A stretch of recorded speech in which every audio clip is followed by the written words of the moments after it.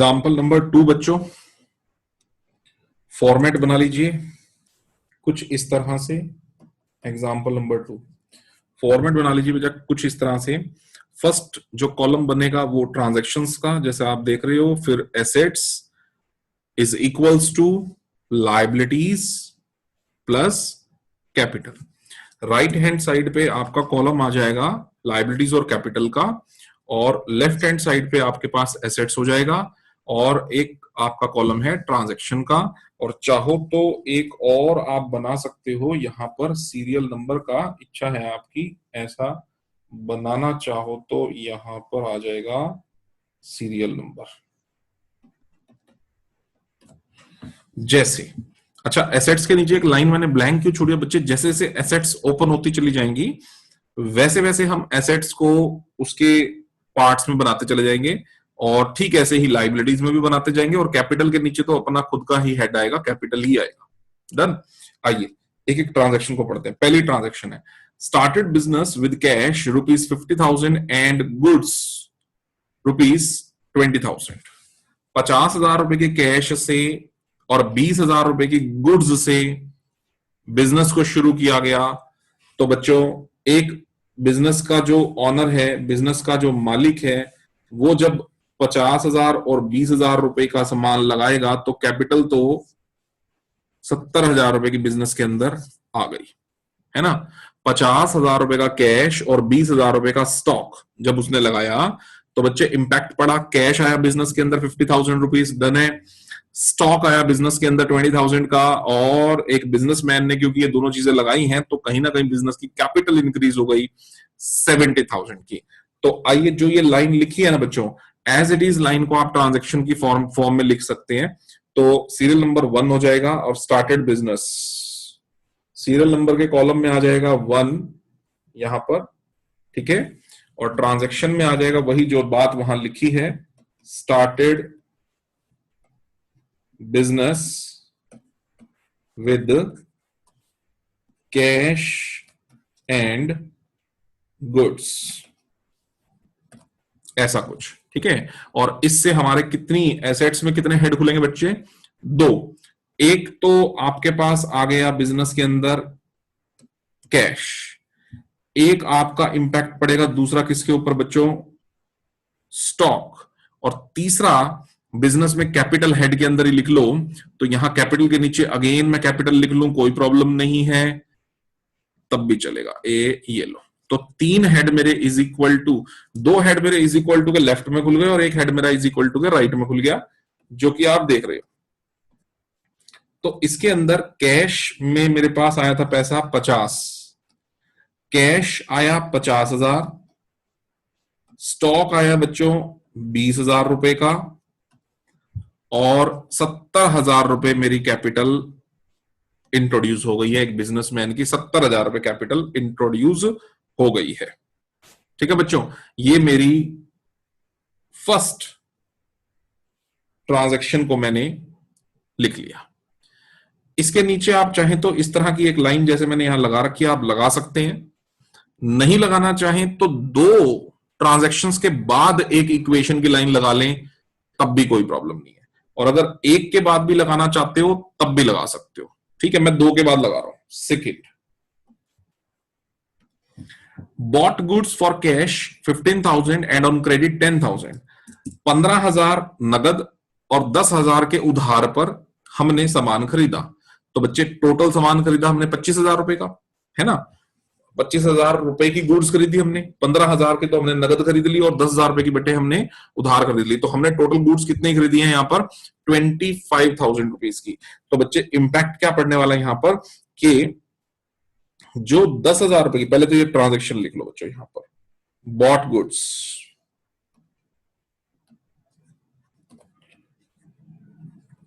For cash, amount भी लिख सकते हो, एंड ऑन क्रेडिट, सीधा सीधा ऐसे भी लिख सकते हो, कोई दिक्कत नहीं। 15,000 रुपए तो आपने कैश चला गया। सोचो बच्चों, 15,000 का सामान आपने नगद खरीदा तो 15,000 तो आपकी जेब से कैश चला गया, ठीक है। 10,000 का सामान आपने उधार खरीदा है ना, तो जब उधार खरीदे तो आपके बिजनेस के क्रेडिटर इंक्रीज हुए, पैसे देने हैं आपने सामने वाले बंदे को ना, तो सामने वाला बंदा कौन बनेगा? आपने पैसे देने हैं, आपका लेनदार, क्रेडिटर। तो लाइबिलिटीज में हेड खुल जाएगा बच्चे कहीं पर, यहां पर क्रेडिटर्स, यहां इज इक्वल टू तो लगना ही है, क्रेडिटर्स में कितने? 10,000 रुपए प्लस कर दो, 10,000 के लेनदार बढ़े। और माल कितने का खरीद के लाए हो? 25,000 रुपए का, तो स्टॉक में प्लस कर दीजिए आप 25,000। अब यहां ध्यान दो बच्चों प्रेजेंटेशन पे, क्रेडिटर्स का फर्स्ट कॉलम ब्लैंक है, वहां 0 लगाना अनिवार्य है, जरूरी है। कैपिटल का सेकंड कॉलम ब्लैंक है, 0 तो वहां भी लगेगी बच्चे, खाली नहीं छोड़ देना, 0। ठीक है बच्चों। अब ये दो ट्रांजैक्शंस आपकी परफॉर्म हो चुकी हैं, नीचे लगा दो यहां पर लाइन। जैसे मैं कह रहा था फर्स्ट के बाद लगानी हो किसी ने तो लगा सकता है, बाकी 2 के बाद लगा लो, कोई दिक्कत नहीं है। यहां पे लिख लेंगे बच्चों न्यू इक्वेशन। क्या है न्यू इक्वेशन? 60,000 के कैश में से 15,000 माइनस हो गया 35,000 कैश, प्लस स्टॉक हो गया कितने का? 45,000 का, 20 और 25 45 इज इक्वल टू आ गया बच्चों यहां पर क्रेडिटर्स में 10,000 रुपीज, कैपिटल में 70,000। जरा चेक करें, इज इक्वल टू के लेफ्ट हैंड साइड पे यानी एसेट्स का टोटल आपके पास पूरा 80,000 आ रहा है, और इज इक्वल टू के राइट हैंड साइड पे लाइबिलिटीज और कैपिटल का टोटल भी आपके पास 80,000 आ रहा है, बैलेंस हो गया सर। ठीक है, so all the assets are equal to the amount of liabilities plus capital. It will be tallied in after all the transaction. जैसे थर्ड ट्रांजेक्शन लो, आओ थर्ड ट्रांजेक्शन, गुड्स कॉस्टिंग 24,000, 24,000 की चीज सोल्ड, हमने बेची एट ए प्रॉफिट ऑफ 33 1/3%। बेटा 33 1/3% को देख करके डरना नहीं है, 33 1/3% एग्जैक्टली 1/3 होता है। अगर किसी को समझ में नहीं आ रही है बात, आओ मैं सॉल्व करके दिखाता हूं। सोल्व करो बच्चों, 33 1/3 कितना हो जाएगा? 33 इंटू में 3, 99 प्लस 1 100, यानी 100, और नीचे क्या है? 3। और परसेंटेज को सोल्व करना है तो परसेंटेज को नीचे सोल्व करने के लिए क्या करोगे बेटा? नीचे भी 100 लगाओगे ना। जैसे 50% होता है तो 50/100, 70% होता है 70/100, ठीक ऐसे ही ये 33 1/3% है तो नीचे क्या आएगा? 100। 100 से 100 कैंसल, बेटा कितना हो गया सर? 1/3 ही तो हो गया, और क्या हो गया? 1/3 हो गया। तो क्या कहता है? 24,000 की गुड्स हमने 24,000 के 1/3 प्रॉफिट पर, मतलब 24 का 1/3 बेटा कितना हुआ? 8,000 है ना। 24,000 का 1/3 8,000, यानी 24,000 की चीज को अगर 1/3 प्रॉफिट में बेचा तो बेचा ही कितने में है? प्लस 8,000। कितने में बेचा बेटा? सर 32,000। ध्यान से, 24,000 का 1/3 8,000, 24 और 8 32,000, 32,000 में बेचा and half the payment received in cash. उसमें से 16,000 आपको कैश मिल गया और 16,000 रुपए उधारा। अगर समझ नहीं आया तो दोबारा देखो बेटा, यहां पर इधर देखो, मेरी बात समझो, इधर ब्लैंक पे समझाता हूं आपको। 24,000 की कॉस्ट की चीज थी और हमने क्या किया? उसको उसके 1/3 प्रॉफिट पर मैंने 33 1/3% को सोल्व किया तो 1/3 आ गया। 24,000 का 1/3 हो गया 8,000। तो बच्चों मैंने सेल कितने में करी फिर? 32,000 में सर। अब जब 32,000 में बेचा तो उसने बोला कि आधा आपको कैश मिल गया है और आधा उधारा है। मतलब आपने जब सामान बेचा तो आधे के बढ़ेंगे आपके देनदार, यानी कौन? डेटर। आधा कैश मिल जाएगा और आधे के डेटर बढ़ जाएंगे। तो 16,000 कैश मिल गया, 16,000 के डेटर बढ़ गए। आओ बच्चों, तो फिर कितने इंपैक्ट पड़े? टोटल 4। पहला, 24,000 का तो माल गया सर। यहां पूरी लाइन ये as it is, third line पूरी यहां पे एज इट इज लिख देंगे आप, जो आपने पढ़ा पर्टिकुलर्स में, कोई दिक्कत नहीं यहाँ पे। तो 24,000 रुपए की एक तो सीधी सीधी आपकी जेब से एसेट्स गई, है ना। तो बेटा स्टॉक में से 24,000 माइनस कर दो। डन है बच्चों यहां तक बात। बेची कितने में है? 8,000 के प्रॉफिट पे। तो प्रॉफिट कल क्या बताया था किसमें डील होता है सर? कैपिटल में। तो बेटा 8,000 रुपए आप जोड़ दो कैपिटल के अंदर, ये लो सर। 24,000 का स्टॉक गया, 8,000 का प्रॉफिट बढ़ा। 32,000 का जब माल बिका था तो 16,000 कैश आया था, तो 16,000 यहां कैश जोड़ लो।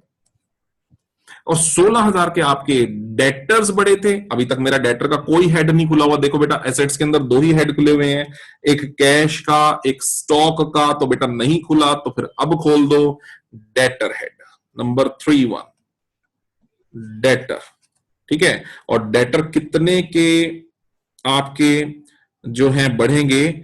16,000 के। आप कहोगे सर ये ऊपर तो सारा का सारा डेटर ब्लैंक है बच्चों, 0 0 0 ब्लैंक तो छोड़ेंगे नहीं ना, फिल तो करना ही है। तो 16,000 के डेटर बढ़ गए, 16,000 का कैश बढ़ गया, 32,000 का माल बिका था 8,000 के प्रॉफिट पर, 8,000 का कैपिटल जोड़ दो, 24,000 स्टॉक माइनस, खत्म हो गई बात। नीचे लगाओ लाइन और लिख दो न्यू इक्वेशन। ये लो बच्चों, ये लो। अच्छा एक ये लाइबिलिटीज में क्रेडिटर भी खाली सा दिख रहा है मेरे को बेटा, ये लो ना। खाली क्यों? +0, ये लो। यहां लिखो न्यू इक्वेशन। अमाउंट 35,000 प्लस 16,000 बच्चों 51,000 तो हो गया मेरे पास कैश। 45,000 माइनस 24,000 21,000 का स्टॉक, 16,000 के डेटर और इज इक्वल टू के दूसरी तरफ 10,000 रुपए के बेटा क्रेडिटर्स और 78,000 के कैपिटल। जरा चेक करो 78 और 10, 88 हो गए बेटा on the right hand side, liabilities plus capital, और दूसरी तरफ भी 88 बनना चाहिए। 51 प्लस 21 72, 72 प्लस 16 हो गया सर 88 इज इक्वल टू के लेफ्ट इज इक्वल टू के right, 88 88 done. This is new equation after the 3 transactions. Okay, the last one, 4th transaction. Purchased furniture for office use for ₹6,000 and for household use of Sudhir ₹4,000. आओ मैं समझाता हूं बच्चों क्या हुआ। ये हमने खरीदा है फर्नीचर,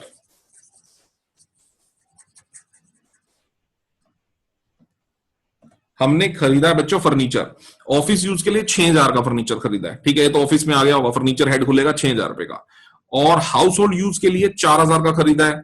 ये फर्नीचर तो आया है लेकिन ऑफिस में नहीं आया बेटे, घर में आया है। और पैसे जो हैं इसके भी ऑफिस से गए हैं और 6,000 वाले के भी ऑफिस से गए हैं, ये समझने की बात है। दोबारा सुनो, 6,000 का ऑफिस का फर्नीचर भी ऑफिस के पैसों से ही खरीदा गया है, 4,000 का घर का फर्नीचर भी ऑफिस के पैसों से खरीदा गया है। तो ऑफिस में से कितने पैसे गए हैं? 10,000 रुपए। ये तो हुई पहली बात। ऑफिस में फर्नीचर आया 6,000 रुपए का, और 4,000 का फर्नीचर जो है वो आया है सुधीर के घर में। और जो सुधीर के घर में आया बेटा 4,000 का फर्नीचर, वो ड्राइंग्स बढ़ाएगा। अब ड्राइंग्स बढ़ाएगा तो कैपिटल घटाएगा। अब कैपिटल घटाएगा तो आ जाओ बेटा इसको कैसे कैसे ट्रांजैक्शंस को डील करना है, आओ हम समझते हैं इस बात को। ये लो,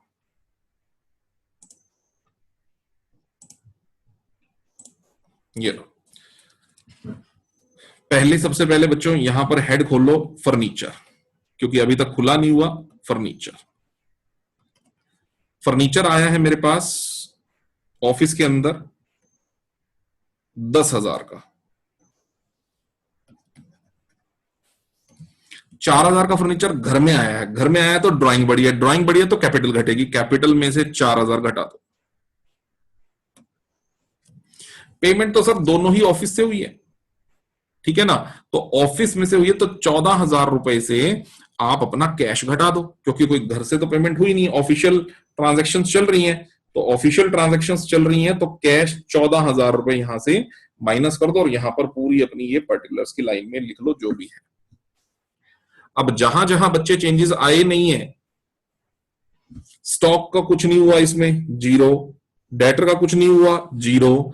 क्रेडिटर का कुछ नहीं हुआ, जीरो। बीच में इज इक्वल टू, और फर्नीचर नया खुला है तो ऊपर सारा का सारा खाली है, वहां भी सारा जीरो फिल कर देंगे हम। ये लो, ये हो गई बेटा। फर्नीचर बिजनेस में तो 6,000 का आया है और कैश तो 10,000 हुआ है।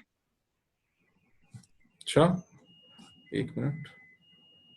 हाँ, मैं 10 और 6 लेके चला गया। ओ ओ ओ, ऑफिस में 6 का आया है। ओके ओके, ऑफिस में 6 का आया है और सुधीर के घर में 4 का आया है। गलत समझ गया मैं। ऑफिस में 6 का आया है, बिल्कुल सही कह रही बेटा शगुन।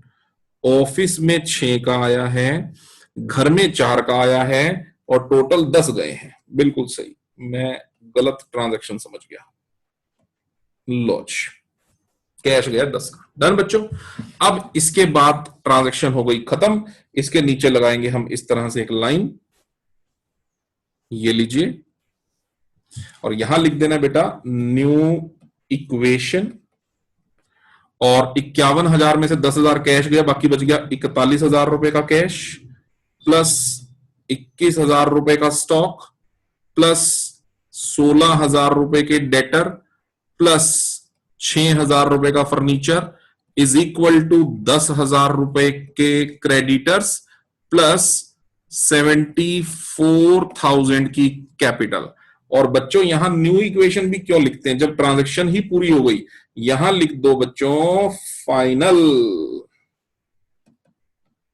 इक्वेशन, क्योंकि ये तो फाइनल हो गया, ये तो अंत हो गया। और इसके नीचे फाइनल इक्वेशन लिख के ऐसे बच्चों एक लाइन लगा दे तो ये अच्छा लगता प्रेजेंटेशन। ये लो, ठीक है। और टोटल पूरे करने ना भूलें। एसेट्स 41, 21, 41 और 21 बच्चों, ये हो गया 62, 62 प्लस 16 78, 78 और 6 84, और राइट हैंड साइड पे 74 plus 10 84, 84,000 on the left, 84,000 on the right, and the balance equation is balance. Done. ये वेरीफाई करता है कि सारी ट्रांजैक्शंस के बाद हमारा ये जो इक्वेशन है पूरा वेरीफाइड है। और हर ट्रांजैक्शन के बाद वेरीफाई आप चेक कर सकते हो। कॉन्फिडेंस हो तो सिर्फ आखिरी में चेक कर लो, कुछ डाउट लगता है तो जिस ट्रांजैक्शन के बाद डाउट लग रहा है वहां पर आप लेफ्ट और राइट दोबारा चेक कर लो। हो गया। कभी कभी आपसे ये कह देगा कि बन गया सब, तो भाई एक बैलेंस शीट बना के दिखा दो। तो बेटा बैलेंस शीट बना के दिखा देंगे उसको, उसमें है ही क्या। ये लो बैलेंस शीट बना दो।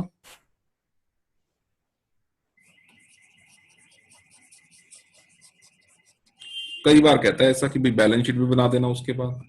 तो करना कुछ नहीं बच्चों, बैलेंस शीट में एक लाइन यूं लगा करके ऐसा, ऐसा, ये और ऐसा।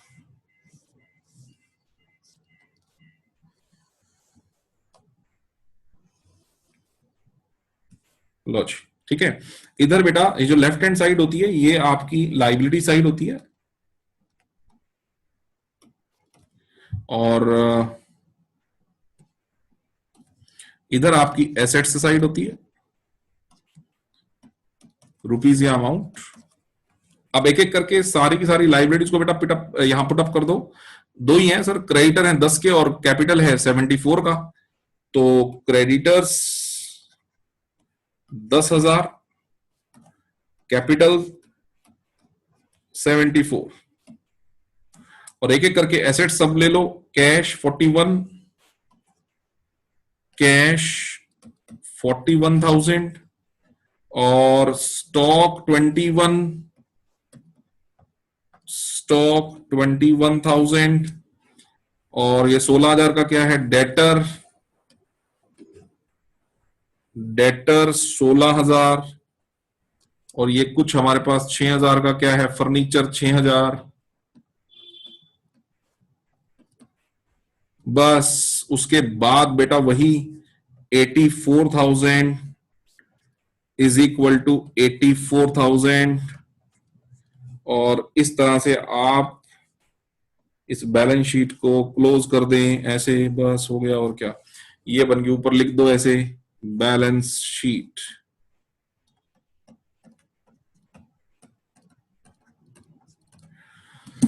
बस बच्चों, इस तरह से हमने अकाउंटिंग इक्वेशन, क्वेश्चन को करना, कुछ है ही नहीं, अकाउंटिंग इक्वेशन बहुत आसान।